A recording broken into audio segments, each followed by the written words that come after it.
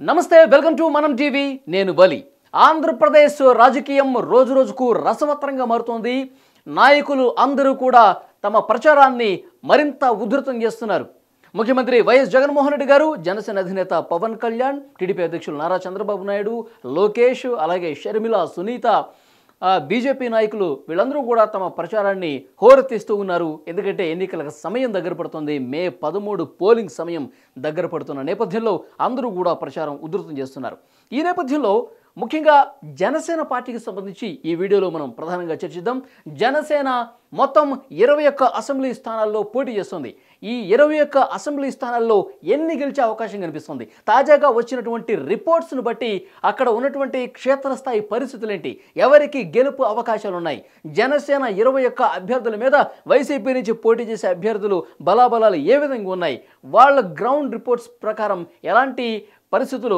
ప్రస్తుతం కనిపిస్తున్నాయి దీనికి సంబంధించి ఈ వీడియోలో మనం డిస్కస్ చేద్దాం జనసేన 21 స్థానాల్లో ఏంటి పరిస్థితో ఇప్పుడు మీకు ఇక్కడ వివరించే ప్రయత్నం చేస్తాను ఇక్కడ మనం చూడొచ్చు నియోజకవర్గం జనసేన అభ్యర్థి వైసీపీ అభ్యర్థికి సంబంధించిన డీటెయిల్స్ 21 నియోజకవర్గాలకి ఉన్నాయి మీకు చూపిస్తాను పిఠాపురం నియోజకవర్గంలో జనసేన అధ్యక్షుడు పవన్ కళ్యాణ్ పోటీ చేస్తున్నారు వైసీపీ అభ్యర్థిగా వంగ గీత పోటీ చేస్తున్నారు కాకినాడ సిట్టింగ్ ఎంపీగా ఉన్నారు పవన్ కళ్యాణ్ని ఓడించాలంటే గనక అక్కడ కొన్ని సమీకరణాలని బేస్ చేసుకుని అభ్యర్థిని బరిలోకి దింపాలని ప్రత్యేకంగా వంగ గీతను అక్కడ నిలబెట్టిన పరిస్థితి వైసీపీ కనిపిస్తోంది ముఖ్యంగా వంగ గీత గారికి అక్కడ పిఠాపురం నియోజకవర్గంలో బంధుగణం అలాగే సన్నిహితులు ఎక్కువ మంది ఉన్నారు సో అది కూడా కలిసి వచ్చే ఫ్యాక్టరీగా చెప్తున్నారు అయితే మనకు అందుతున్నటువంటి రిపోర్ట్స్ ప్రకారం పిఠాపురంలో పవన్ కళ్యాణ్కే గెలుపు అవకాశాలు చాలా స్పష్టంగా కనిపిస్తున్నాయి ఎందుకంటే వంగ గీత గారిని ఇప్పటివరకు ఎమ్మెల్యేగా చూశారు ఎంపీగా చూశారు సో చట్టసభల్లో ప్రాతినిధ్యం వహించినటువంటి పరిస్థితి ఉంది సో ఒక పార్టీ అధ్యక్షుడిగా ఉన్న పవన్ కళ్యాణ్ గారు ఒక్కసారి కూడా ఆయన అసెంబ్లీకి వెళ్ళలేదు గత ఎన్నికల్లో 2 సార్లు పోటీ చేసి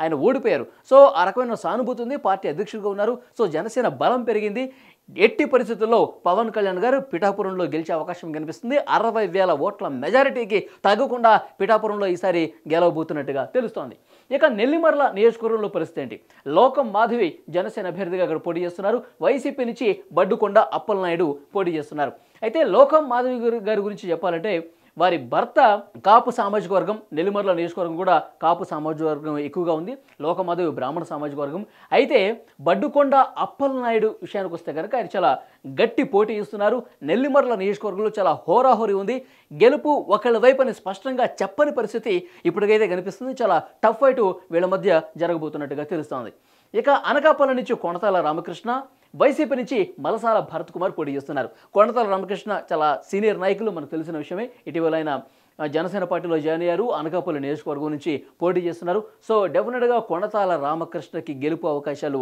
అక్కడ చాలా స్పష్టంగా ఇప్పటి వరకు అందిన రిపోర్ట్స్ను బట్టి మనకు తెలుస్తోంది విశాఖ దక్షిణం విషయానికి వస్తే వంశీకృష్ణ యాదవ్ జనసేన అభ్యర్థిగా పోటీ చేస్తున్నారు వాసుపల్లి గణేష్ వైసీపీ అభ్యర్థి ఆయన ఇక్కడ పోటీ చేస్తున్నారు మత్స్యకార సామాజిక వర్గం వంశీకృష్ణ యాదవ్ సామాజిక వర్గం యాక్చువల్గా విశాఖ దక్షిణంలో మత్స్యకార సామాజిక వర్గం ఓట్లు ఎక్కువగా ఉంటాయి అయినప్పటికీ కూడా విశాఖ దక్షిణ విషయానికి వస్తే ఎప్పుడైతే వంశీకృష్ణ యాదవ్కి ఇక్కడ టికెట్ ఇచ్చారో సో గెలుపు కొంత అంతకుముందు హోరాహోరీ ఉన్నప్పటికీ కూడా ఇప్పుడు వంశీకృష్ణ యాదవ్కి ఎక్కువ ఛాన్స్ ఉంది అక్కడ గెలవటానికి అని చెప్పి తాజాగా మనకి రిపోర్ట్స్ అందుతున్నాయి వంశీకృష్ణ యాదవ్ గతంలో ప్రజారాజ్యం పార్టీలో ఆయన అభ్యర్థిగా ఉన్నారు పోటీ చేశారు ఓడిపోయారు తర్వాత వైసీపీలో జాయిన్ అయిన తర్వాత వైసీపీ అభ్యర్థిగా పోటీ చేశారు ఓడిపోయారు తర్వాత వైసీపీ ఎమ్మెల్సీ ఇచ్చింది ఆ ఎమ్మెల్సీని కూడా కాదనుకుని ఆయన జనసేన పార్టీలో జాయిన్ అయ్యి విశాఖ దక్షిణ నియోజకవర్గం నుంచి పోటీ చేస్తున్నారు సో ఓడిపోయినటువంటి చరిత్ర ఉంది కాబట్టి కొంత సానుభూతి సెంటిమెంట్ అనేది కొంత వర్కౌట్ అయ్యి ఆయన కలిసి వచ్చే అవకాశం కనిపిస్తుంది ఒకసారి గెలిపిద్దాం అని చెప్పి ఆలోచన ఆ నియోజకవర్గంలో ఉన్నట్టుగా కనిపిస్తోంది సో డెఫినెట్గా వంశీకృష్ణ యాదవ్కి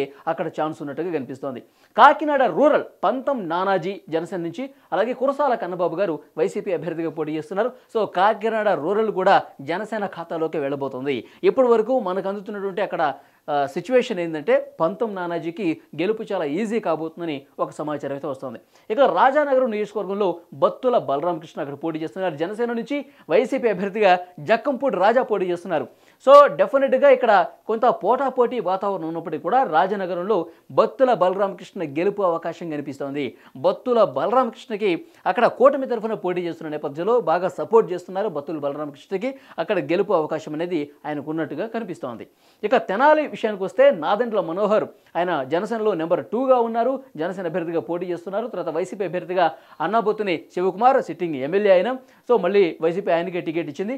నాదెండ్ల మనోహర్ మొన్నటి వరకు కూడా కొంత టఫ్ ఫైట్ పోటాపోటీ ఉన్నప్పటికీ కూడా సో గెలవబోతున్నట్టుగా అక్కడ సిచ్యువేషన్ ప్రస్తుతం కనిపిస్తుంది. తెలుగుదేశం పార్టీ అక్కడ ఆలపాటి రాజేంద్రప్రసాద్ గారు టికెట్ ఎక్స్పెక్ట్ చేశారు. అయితే ఈ కూటమిలో భాగంగా నాదెండ్ల మనోహర్కి అక్కడ అవకాశం దక్కింది. సో టీడీపీ జనసేన కలిసి అక్కడ పని చేసుకుంటున్న పరిస్థితి ఉన్న నేపథ్యంలో మొత్తం కూటమి సపోర్ట్తో నాదెండ్ల మనోహర్ గారు గెలిచే అవకాశం చాలా స్పష్టంగా కనిపిస్తోంది.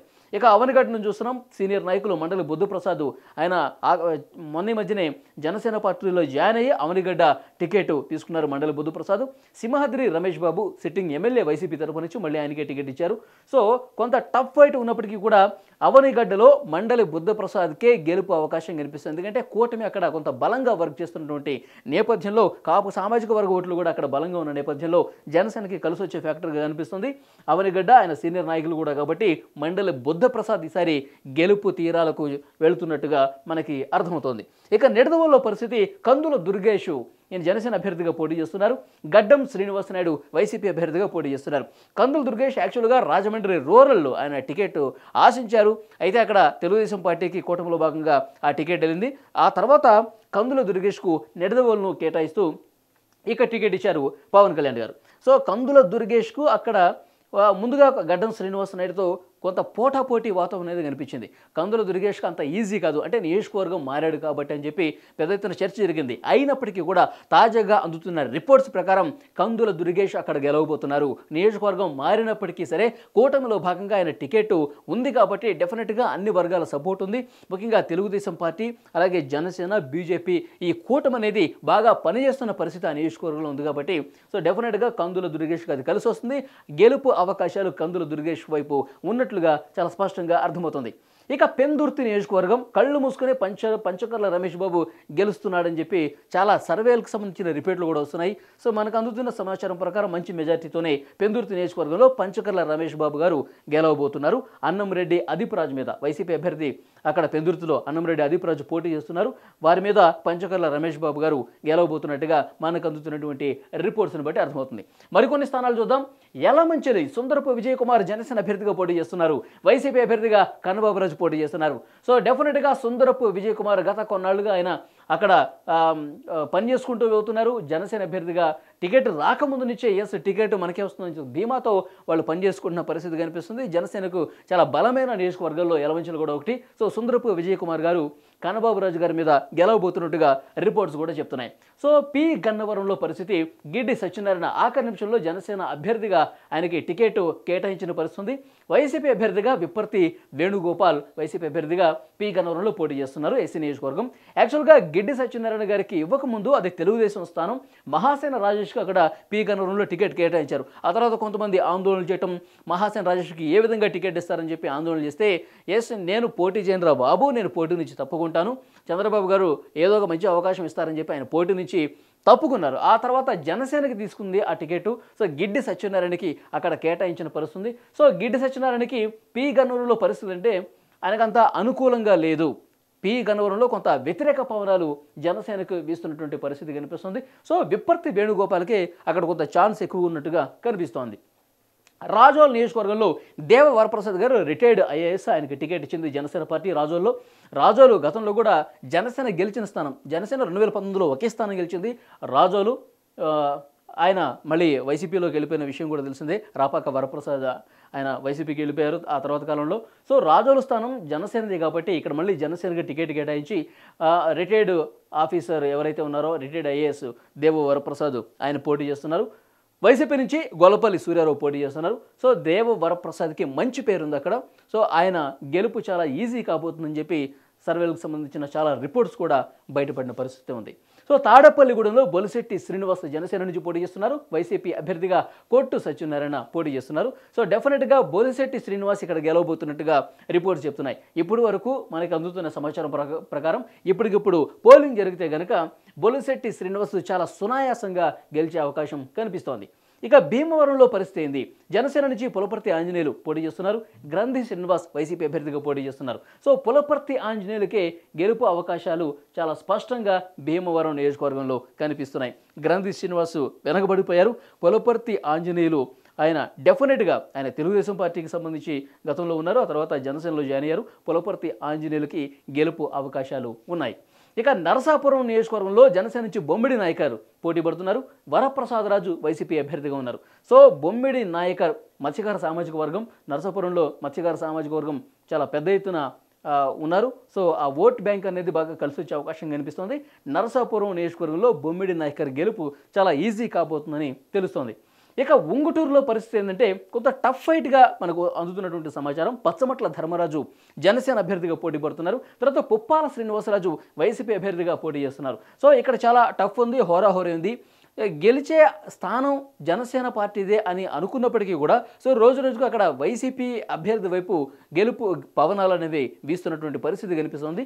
సో పచ్చమట్ల ధర్మరాజు కొంత హోరాహోరీ టఫ్ ఫైట్. ఇప్పుడు పచ్చమట్ల ధర్మరాజు గారు ఓడిపోతారు అని మనం చెప్పట్లేదు, కానీ కొంత ఎదురెదుతున్న పరిస్థితి కనిపిస్తుంది. చాలా టఫ్ ఫైట్, హోరాహోరీగా ఎవరికైనా విజయం దొరికే అవకాశం ఉన్నట్టుగా ఉంగుటూరు నియోజకవర్గంలో పరిస్థితుంది. ఇక పాలకొండల పరిస్థితి అంటే నిమ్మక జయకృష్ణ, ఇది కూడా చివరి నిమిషంలో టికెట్లు ప్రకటించిన పరిస్థితి.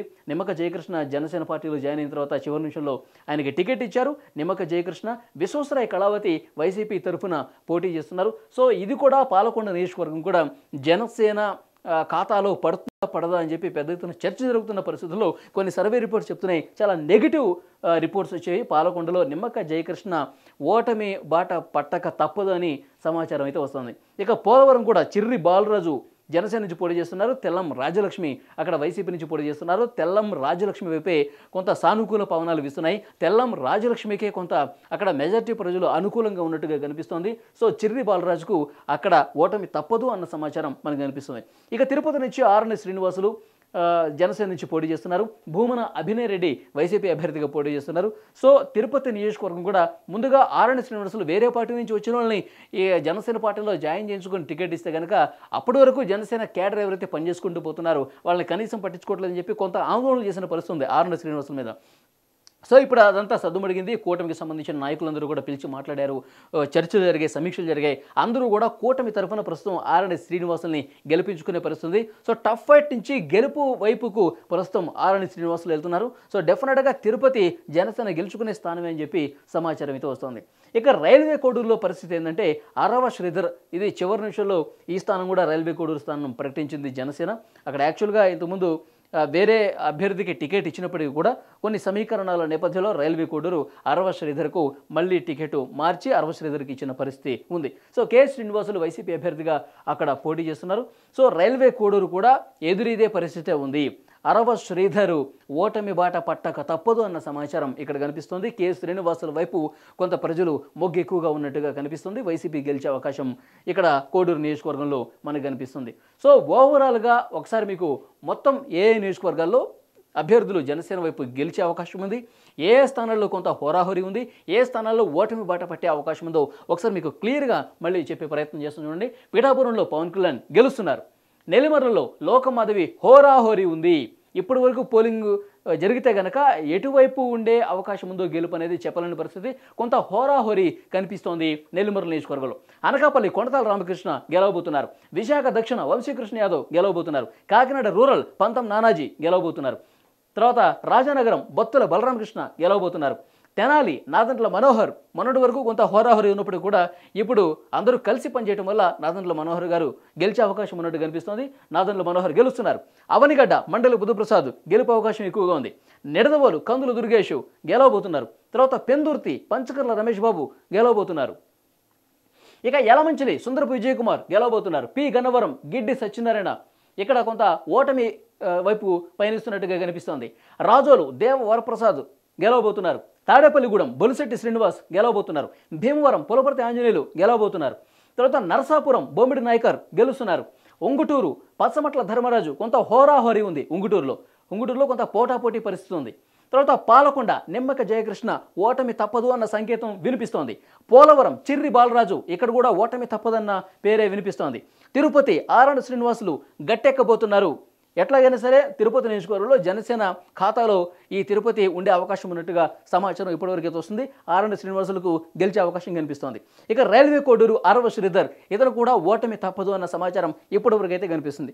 సో మొత్తం మీద చూసుకుంటే కనుక జనసేన ఈసారి 15 చోట్ల గెలిచే అవకాశం చాలా స్పష్టంగా కనిపిస్తుంది. జనసేన పోటీ చేసే 21 స్థానాల్లో 15 స్థానాలు గెలుపొందబోతోంది. పోటాపోటీ 2 స్థానాలు ఇంతకుముందు మనం మాట్లాడుకున్నట్టు నెల్లిమర్ల పోటాపోటీ ఉంది. తర్వాత ఉంగుటూరు పచ్చమట్ల ధర్మరాజు అక్కడ కొంత హోరాహోరీ పరిస్థితి ఆ 2 నియోజకవర్గాల్లో ఉంది.